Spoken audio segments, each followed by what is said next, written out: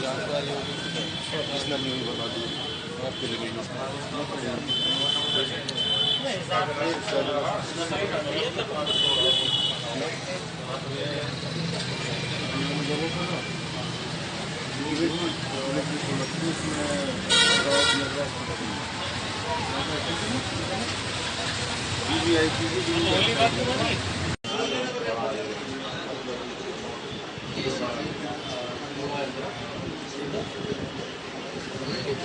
जी